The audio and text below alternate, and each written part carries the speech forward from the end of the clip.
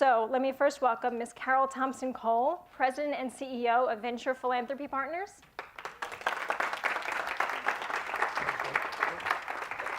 Ms. Nicky Goren, President and CEO of the Eugene and Agnes E. Meyer Foundation. Hi, Nicky. Sure. And George Jones, Chief Executive Officer of Bread for the City.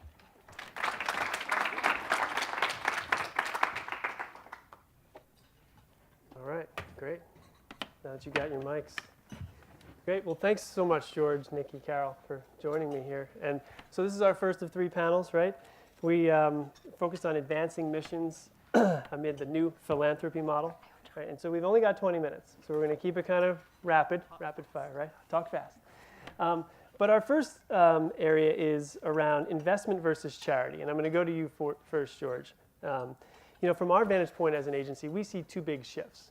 How nonprofit impact is being measured and the number and the variety of sources of funding available to those nonprofits. So I think the question for you and your role as leading a nonprofit and your role as on boards of nonprofits, right, is how are those organizations reacting and adapting to be seen as investments versus charities if they are? And I have an offshoot of that for you guys, or jump in however you wish. Yeah, I think that there's always been the challenge, at least from my perspective. I've been at Bread for almost 20 years now. It's always been the challenge of trying to think about the idea of making sure you make the most out of the support you get. So this notion of return on investment has always been a little bit important it's always been very important to Bread. Sure. I think that the individual sector, the sort of individual donors, have oftentimes responded to the messages, the stories that are about sort of, the charitable inspiration to help. So if there's a place for that. Sure. But I think in the foundation community and with corporations, we've always had the challenge of making a clear case for what the return on investment is. At Bread recently, one of the things that we've been looking at is we've got an initiative called a city orchard, where we have a 3-acre orchard out in Beltsville, Maryland. And we estimate we'll bring about 50,000 pounds of fresh produce back into the city for the families who live in low-income communities that we serve. The question we've been trying to ask is it better to take the money we're getting from funders and just purchase that, or are there other sort of residual returns we're looking for from having that orchard and having volunteers? Is that the better use? We haven't answered that question yet, but that's the kind of question we ask quite often at Bread. Right, so when an organization's sort of wrestling with that and sort of the rise, I think about the rise of impact investment, how do you, folks like you, how are you reacting and changing how you're evaluating nonprofits when they're contemplating hard decisions like that in terms of whether they should receive funding and so forth? Venture Philanthropy Partners is a philanthropic investment organization. We're about 14 years old, and VPP was actually started as a different way of doing philanthropy. And so our investors are primarily business leaders. They are technologists and venture capitalists. And so when they came into this, they really wanted to bring the business lens to high-performing nonprofits. And so they did not want to just write checks, but they wanted to be engaged. They wanted to make sure that they were using their time, their talent, and their connections to really help these organizations go to the next level. So for VPP, we don't send out requests for proposals. We're constantly looking throughout this community for organizations that are high-performing, serving children and youth of low-income families. We do significant due diligence on the organizations. We have in our selection process a business planning process, and that helps us to get to know the organizations, make sure that what they want to do is plausible and is possible, and then we go shoulder to shoulder with them, bringing money as well as bringing strategic assistance from people like myself to work with the organizations to go to their next levels of aspiration. Nicky, what are your thoughts on that? The evaluation thereof. I think there's a spectrum. I think the first thing I would say is, we've questioned a number of nonprofit leaders, including Schroeder, who's not here today. We've questioned this idea of charity versus investment in general, whether you're an individual philanthropist or a foundation, and the thought that when you're thinking about it simply as charity, you're not really viewing or expecting as much out of your investment as you would as when you think about providing those dollars to really make change in community. And I think just as a society, we need to think about all of our philanthropic dollars as investments in the people in our communities and in the nonprofits that are supporting them. I think at the Meyer Foundation, we haven't as a foundation to date been as focused on hardcore evaluation as maybe VPP has. But I would say that I think it's really important for the Meyer Foundation as a foundation to be able to say, to what end are we, why are we making these grants, and what are we trying to achieve in the community, and therefore be able to ask our grantees, what are you accomplishing? And I agree with your earlier comments. I don't think it's enough to say, these are all the things we're going to do over the next year. These are our activities. I think you need to be able to say, this is what we're going to accomplish, and this is how we're going to be able to show it. And that's how we evaluate outcomes. But I would say, probably going to one of your later questions, I also think I think there's a real opportunity now to maybe move beyond, and I think VPP has done some of this, move beyond the organization by organization stringent program by program evaluation requirements and thinking and think more holistically as a community. What together are we going to accomplish it? What goals do we want to set together, and how are we going to measure our collective impact against those goals? All right, well, let me pick up on something you said just maybe 20 seconds before that, and pivot to communications as enabler, kind of our second pod here of topic. And I think there, I'm interested in your take on, we know that nonprofits are constantly challenged to focus on the cause, the mission of the work. And I think that can be sometimes at the expense of the expenses, like, say, communications or another enabling element. And so I'm curious, and it doesn't matter really who started, maybe with you folks, as you're evaluating, should I make a direct cause investment, through the stringent analysis? Or should I make an enabler type investment and invest in letting them or helping them to tell the story better? How do you make that call? Well, Venture Philanthropy Partners is a capacity building, infrastructure building investment organization. And so we find that the organizations that we serve, they are very successful in getting the program money. But it's how do they get the pieces of their work that sustain the program? And so we've said early on that we were not going to be angel or startup organization investments. We would be more mezzanine level investments. And so many of those organizations have been very good at what they've done, but they have been stuck because they needed that infrastructure in their capacity in order to get to the next level. And so we have invested in communications. We want to make sure that they do communicate the passion and what they're actually doing, so that, as you said earlier, they can really get people engaged in what they're doing to help them advance their mission. Yeah, and I would echo that. Meyer Foundation, actually, all of our quote-unquote program grants are general operating support grants to begin with, so they're not tied to specific activities, and we're investing in nonprofits and programs that we believe are going to have outcomes in the community, and we're giving them very flexible support to do it. And in addition, we make available what we call management assistance grants to our grantees to enable them to build capacity over and above what the general operating support will do for everything from strategic planning to communications to fundraising, because we know that it's critical that we have to, as a philanthropic community, stop seeing those things as overhead and see them as critical to the mission of the organizations that we're supporting, because we'll never get to the scale of solutions that we want to see if we continue to constrain nonprofits by only funding program and not enabling them to put these things in place, as well as the infrastructure to be able to really go big. Right. So that's just a basic philosophy of the Meyer Foundation. Right, and so I think a riff off of that is, so as you're sort of running the nonprofit or observing nonprofits being run, how are they wrestling with that, striking that balance between doing the day-to-day cause work, but needing to know that there's an investment at some point that's valuable in telling the story. How do you strike that balance? Well, I think most of us, many of us, don't have a good balance on that. We probably do sort of lean heavily towards sort of focusing on the work. And even when we tell the stories, we tell them through proposals, so we tell them to the funders. But the implication of what you're saying is that there's a broader audience and perhaps other people who might invest in the organization if we put both resources and a focus on telling our stories to the broader audience, being intentional about it and using some of our resources.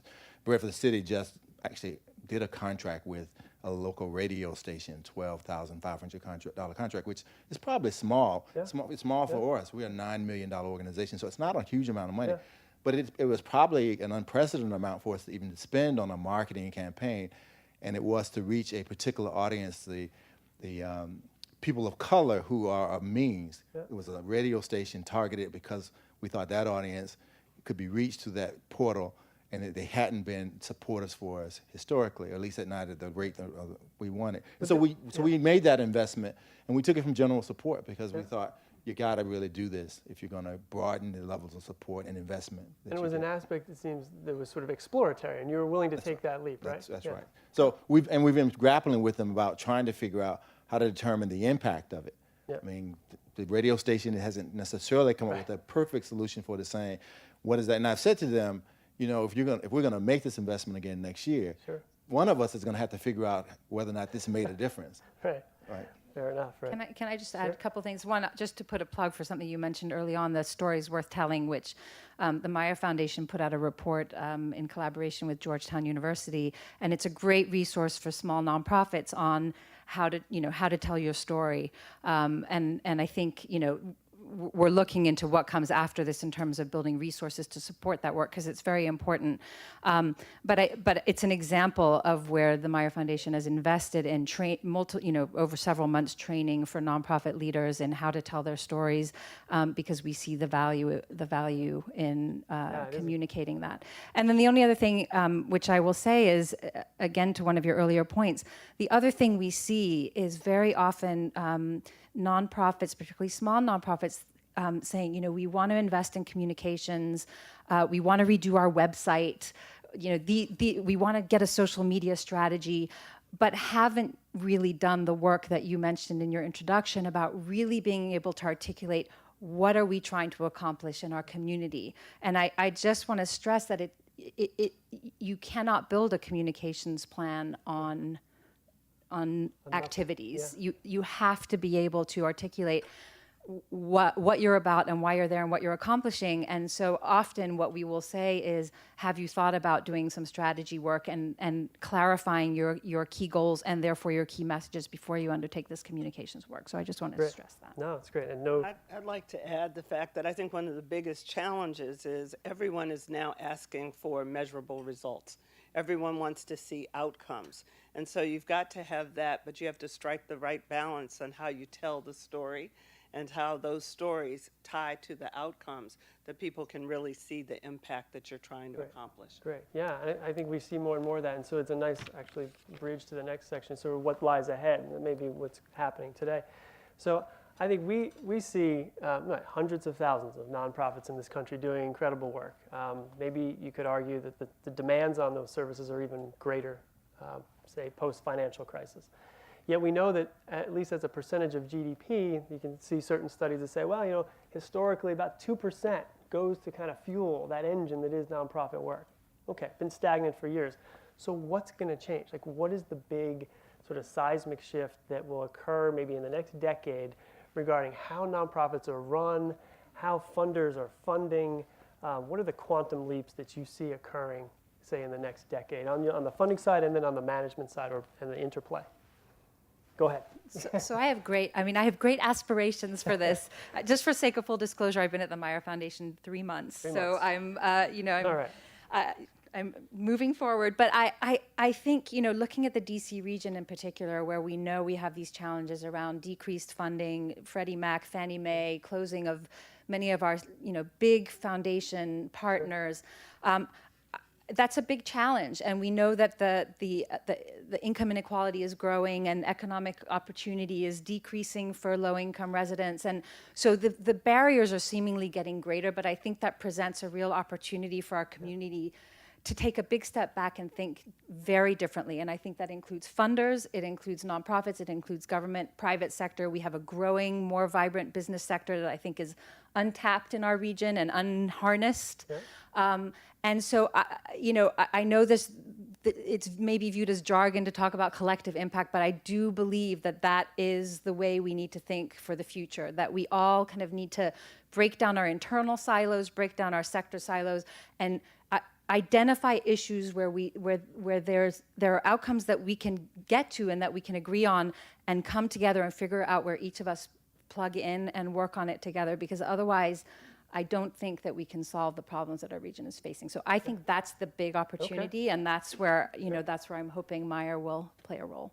Carol, your thoughts, and then George. Well, Nicky has given me the perfect segue. I would say collaboration, and that's something that we've wanted for a long time, but we find it's one of the hardest things to accomplish. And so in 2010, VPP applied to the Social Innovation Fund, and we came up with a collaboration that we wanted to build called Youth Connect, where we really were going to take several organizations and bring them together to focus on one issue and see how they could bring their success and their passion to really help many more kids. Because we figured out if we just continue to work with individual organizations, they'll be better and they'll serve more kids, but it really won't address the intractable problems that they're facing. And so we have 6 organizations, 4 that we had worked with and pre-selected, 2 that came through an open competition, and then we created a common outcomes framework. And that took a year. It's unbelievable, but it took a year. And then we brought the program people, the EDs, and the evaluation staff, and the communications, and we created working groups for each of them. We set out at the beginning that we would impact 20,000 of what was in 2010, 135,000 disconnected youth from employment and education. And we said that these six organizations with VPP would impact 20,000 of those young people. We are now in year 4, and they are really working together. They each had money to work on something in their organization, which was an innovation or breaking down barriers. But then they came together for the network. We're in our practice venue in the 3rd semester at the Career Academy at LAYC, and we have served 17,000 young people, and we believe we will meet or exceed the 20,000. And they will continue to work together. And so our work going forward is going to be about the promise and power of networks. And we're really going to take this to the next level and build, support, and prepare high potential organizations to be ready to work with high performing nonprofits. So some of these problems will not exist for these kids in 10 to 15 years. Great. And so George, are you ready to collaborate? I mean, I guess you got to get ready here, right? Right. Well, ready to collaborate. I agree with all of that, but I think when I read the question, it had the word radical in it, and I was like, okay, radical, that's an interesting idea. And one of the things I was thinking is, there's been a kind of a tug of war for we nonprofits between the public sector and the private sector, each trying to figure out who's on first. And they wanted the other entity to be on first, by the way. So the government wants the private funding community to be the sustainable source. They want to be the source taken out, and vice versa. Private sources want the government to be the sustainable source. So when we nonprofits go to them, we're both they both ask us, so how are you going to replace our funding? And you fill in the blank about whatever year. So that's been an interesting quandary. I'm not sure actually the most radical thing that might happen in the next decade or so is, I hope it's not funding. I hope it is public policy that really shifts in a way that starts to address some of these intrinsic and persistent issues around poverty, for instance, which is a Bread for the City issue. The other piece that I think is perhaps going to be radical and something that Bread is trying to be a part of is a movement to engage the folks who we serve in the work that we do in ways that are more of a partnership. Bread, has been a service model organization for 40 years, but we are really grappling with how to change the paradigm from service to partnership, engaging people in the work we do, which means having them take leadership roles. And so, and in the district, we've got 200,000 low-income people. That's a lot of person power. You know, you can move mountains with that number of people. I think the civil rights movement understood that having the people who were affected by that movement in the streets, showing up to move public opinion and public policy, I think that that's the next radical thing, is a kind of return to that kind of work, and Brett's trying to do some of that. Thanks, George. So the numbers don't lie, right, Carol? We're coming down on it. So I just want to thank you for taking the time. I know you guys are incredibly busy, and it's almost ridiculous that we asked you to do this, right? But thank you for coming, and I know you guys, some of you have to leave early, but thank you so much, and we're going to move on to panel 2. Thank you so much.